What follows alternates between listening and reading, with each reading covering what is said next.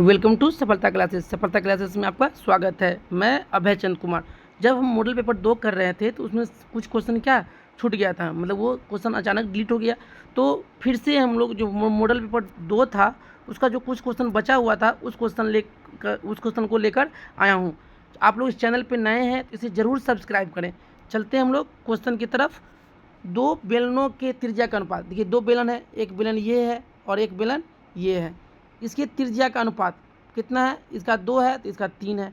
और उनकी ऊंचाई का अनुपात कितना है? ये 3 है तो ये कितना है? 2 है। तो कहा आयतनो, आयतन क्या होता है? पाई r1 स्क्वायर पहला और h1, और अनुपात पाई दूसरा बेलन का त्रिज्या का स्क्वायर और दूसरा बेलन का ऊंचाई। तो पाई से पाई कट गया। r1 कितना यहाँ पे? 2 का स्क्वायर 4। h1 कितना यहाँ पे? 3। अनुपात यहाँ पे r2 कितना है? 3 तिया 9 और h2 कितना है? 2। तो 3 तिया 9, 2 दूना 4, तो कितना होगा? 2:3। ऑप्शन नंबर ए सही हो जाएगा। चलते हैं नेक्स्ट क्वेश्चन पे। एक लंबवृत्तीय शंकु का आयतन। देखिए क्या है? शंकु का ये है ऊंचाई और ये है त्रिज्या और ये है तिरछी ऊंचाई। अगर शंकु का पूछे जाए पृष्ठीय क्षेत्रफल तो क्या होता है? Pi R L. शंकु का संपूर्ण पृष्ठीय क्षेत्रफल तो क्या होता है? पाई आर एल और प्लस में पाई आर स्क्वायर। जब पाई कॉमन लेंगे, पाई आर कॉमन लेंगे तो क्या हो जाएगा? L plus R. शंकु का आयतन क्या होता है? Pi R square H. 1/3 pi R square H. तो पूछा शंकु का आयतन क्या होगा? 1/3 pi R square H. Option number B सही हो जाएगा। चलते हैं नेक्स्ट क्वेश्चन पे। 5 सेंटीमीटर किनारे वाले एक घन को 1 सेंटीमीटर किनारे वाले में, देखिए क्या कह रहा है? एक 5 सेंटीमीटर किनारे वाले हैं तो उसको 1 सेंटीमीटर किनारे वाले कितने घन चाहिए? जैसे ही ये बोले तो हम किससे तुलना करेंगे? उसके आयतन से। तो क्या होता है? 5 सेंटीमीटर वाले घर का आयतन क्या होगा? 5 गुने में 5 गुने में 5। और 1 सेंटीमीटर घन का आयतन क्या होगा? 1 गुने में 1 गुने में 1। तो कितना होगा? 50, 25 पंचे 125। तो कितने घन बना सकते हैं हम लोग? 125 घन। यहाँ पे 125 बना लीजिएगा। देखिए 5 सेंटीमीटर किनारे वाले एक घन को 1 सेंटीमीटर किनारे वाले कितने घनों में व्यक्त कर सकते हैं? तो घन का आयतन क्या होता है? ए क्यू। और ये नीचे बड़का का घन का और फिर ए क्यू, तो ए क्यू। तो जितना हमको बनाना है उससे भाग कर देते हैं तो कितना आएगा? 125। चलते हैं नेक्स्ट क्वेश्चन पे।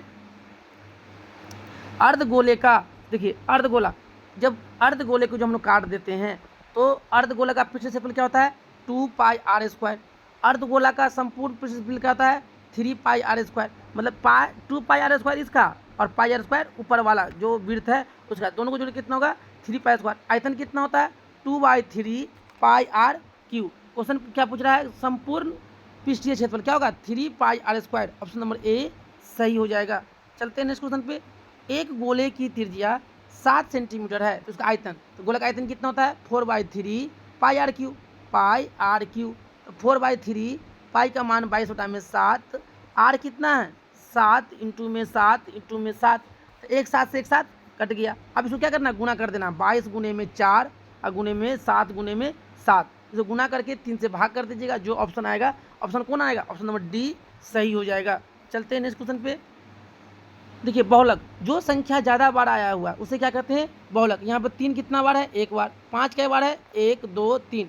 5 सबसे ज़्यादा बार हुआ था, बहुलक कितना होगा? 5। ऑप्शन नंबर सी सही हो जाएगा। चलते हैं नेक्स्ट क्वेश्चन पे।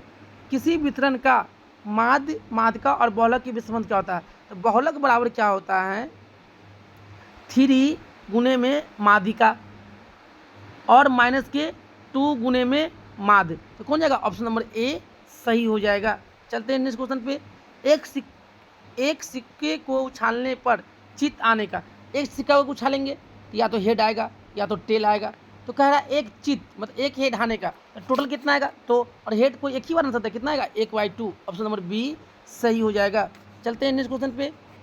ये किसी घटना की प्रायिकता नहीं हो सकती है। देखिए कोई भी जो प्रायिकता है उसका मान मतलब 0 से छोटा नहीं हो सकता है और 1 से बड़ा नहीं हो सकता है। देखिए 0 है, प्रायिकता हो सकती है। 1 है, हो सकती है। देखिए ये क्या है? 1 से छोटा है, ये भी हो सकती है। लेकिन -1 में मतलब किसी भी जो प्रायिकता है उसकी मान कभी भी निगेटिव नहीं हो सकता और 1 से बड़ा भी नहीं हो सकता है। तो ऑप्शन नंबर डी सही हो जाएगा। निम्न में से कौन अपरमेय नहीं है? अपरमेय नहीं तो कौन परमेय है? √10 अपरमेय है, √24 अपरमेय है, √35 अपरमेय, लेकिन 121 क्या है? परमेय। ऑप्शन नंबर डी सही हो जाएगा। चलते हैं नेक्स्ट क्वेश्चन पे। एक ठोस घन जिसका एक किनारा 14 सेंटीमीटर है में एक अधिकतम आयतन वाले, देखिए एक घन है, एक कैसा घन है? ठोस घन है, और इसमें अधिकतम जो हम लोग एक क्या कर रहे हैं? गोला फिट कर रहे हैं, तो उसका आयतन क्या होगा? तो गोला का देखिए यहाँ से यहाँ 14 घन है, तो त्रिज्या कितना हो जाएगा? 7। त्रिज्या कितना हो जाएगा? 7। जब त्रिज्या 7 हो जाएगा तो गोला का आयतन कितना होता है? 4/3 पाई आर क्यू। तो 4/3 पाई का मान 22/7। आर कितना आया?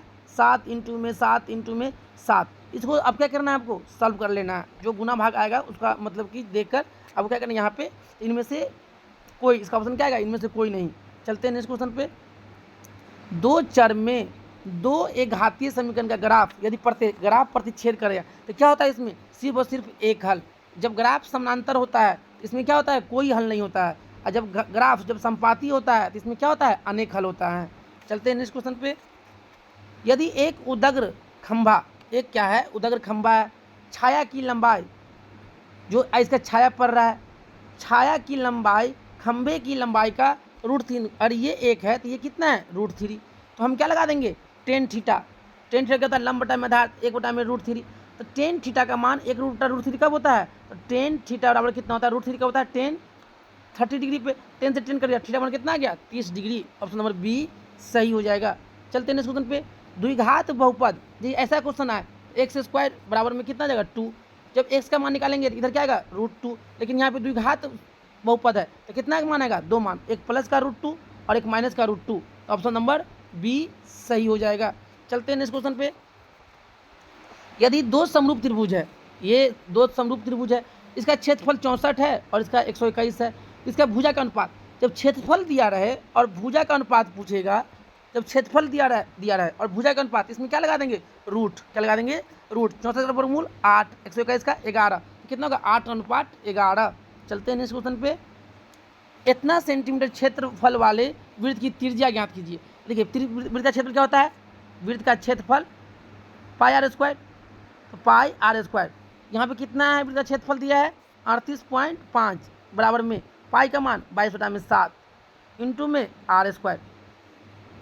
11 से काटे, 11 से काटेंगे तो 11 दूना 22, 11 तिया 33, बचा कितना? 38 में से 33 गया तो 5, 11 × 5 = 55, 3.5। अब इसको 7 से गुना कर दीजिए तो 7 × 5 = 35 और 7 तिया 21, 21 और 3 24, 24.5 अब बटा में 2, कितना हो जाएगा? 2।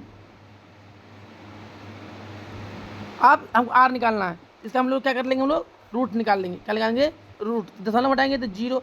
अब 5 से काट दीजिए, 5 चौका 20, 5 नमा 45, 5 से 5 चौका 20, 49/4, 49 का वर्गमूल 7 और 4 का वर्गमूल 2, 7/2 क्या ले सकते हैं? 3.5। ऑप्शन नंबर बी सही हो जाएगा। चलते हैं नेक्स्ट क्वेश्चन पे। देखिए त्रिभुज ABC में बोल रहा है कि इससे किसके बराबर है? तो A + B + C कितना होता है? 180 डिग्री। हमको यहाँ पे साइन B + C रखना है, A को इधर चलिए, तो B + C 180 - A, 2 से भाग कर दीजिए, 2 से भाग करेंगे तो B + C/2, यहाँ 90 और -A/2। यहाँ पे क्या है? साइन है तो यहाँ पे साइन लगा देंगे और यहाँ पे भी साइन लगाएंगे तो साइन 90 - क्या होता है? cos theta. तो क्या होगा? cos A/2। Option number C सही हो जाएगा। देखिए साइन थीटा बराबर में cos थीटा कब होता है? जब साइन थीटा और cos थीटा का मान कितना डिग्री होता है? 45 डिग्री। ऑप्शन नंबर ए सही हो जाएगा। चलिए हम लोग मतलब कि जो मॉडल पेपर 2 में जो कुछ क्वेश्चन छूट गया था उसको भी देख लिए। चलते हैं हम लोग क्या कर लेते हैं? कुछ रिवीजन कर लेते हैं इसको। द्विघात बहुपद को, तो द्विघात बहुपद किसे कहते हैं?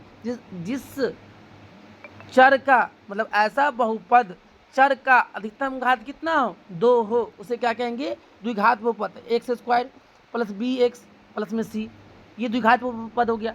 अगर इसका 2 मूल, एक अल्फा है और एक बीटा है, चाहे 2 मूल या 2 शून्यक, एक अल्फा है और एक बीटा है, तो शून्यकों का योगफल अल्फा + बीटा, ये क्या होगा? -b/a। गुणनफल अल्फा × बीटा, ये क्या होता है? c/a। इसी तरह जब त्रिघात बहुपद ax³ + bx² + cx + t, इसका शून्य कितना होगा? अल्फा, बीटा और गामा। तो त्रिघात है तो 3 गो शून्यक होगा, तो alpha plus beta plus gamma, ये क्या होता है minus b by a. Alpha into beta, beta into gamma plus gamma into alpha, ये क्या होता है सी बाई ए। फिर alpha into beta into gamma, ये क्या होता है ये माइनस डी बाई ए।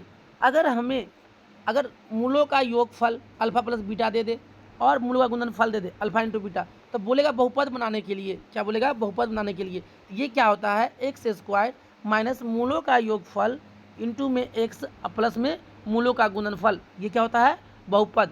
उसी तरह अब द्विघात समीकरण की बात करते हैं, तो ये किसके बराबर x square plus B x plus में सी इक्वल टू में 0, द्विघात समीकरण हो गया। अगर इसका दो मूल क्या है, एक अल्फ़ा है और एक बीटा है, तो मूलों का योगफल अल्फ़ा प्लस बीटा, ये क्या होगा minus b by a. Alpha into beta, ये क्या होगा ये सी बाई ए। अगर द्विघात समीकरण है x square plus B x plus में सी इक्वल टू में 0, तो इसमें हम क्या निकालते हैं विवेचक, क्या निकालेंगे विवेचक। विवेचक को हम लोग क्या किससे लिखते हैं हम लोग डी से, ये क्या होता है बी स्क्वायर माइनस 4ac। अगर द्विघात समीकरण के प्रकृति के बारे में बोलेगा x square plus B x plus में सी इक्वल टू में 0, तो हम क्या निकालेंगे विवेचक।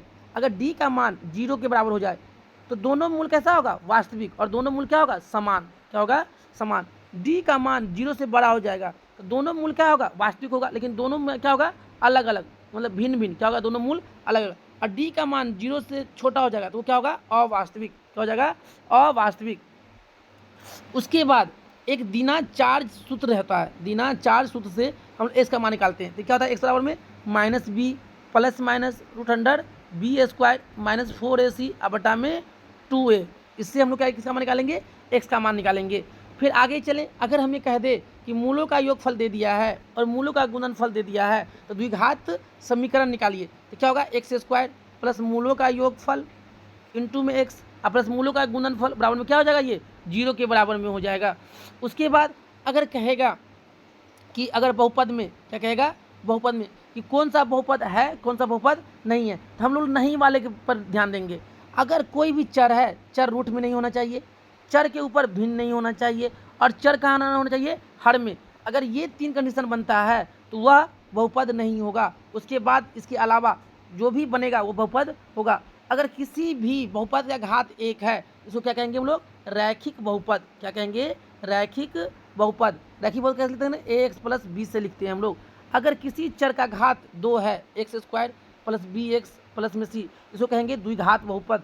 अगर किसी चर का अधिकतम घात 3 है X cube plus B X square plus C X plus में डी, इसको क्या कहेंगे त्रिघात। अगर किसी चर का अधिकतम घात मान लीजिए n है x n plus B x n minus 1, ऐसे करते करते देखिए इसमें अधिकतम घात कितना है n है, तो जो क्या कहेंगे n घात वाले हम लोग बहुपद कहेंगे। चलिए जितना सारा मतलब कि हम लोग मतलब जितना सारा मॉडल में जो कुछ मॉडल पेपर 2 में छूट गया था उसको भी देख लिए और कुछ रिवीजन भी कर लिए। अगर आप लोग जिस चैनल पर नए हैं इसे ज़रूर सब्सक्राइब कर लें और अपने दोस्तों में से ज़रूर शेयर करें। Thank you for watching this video.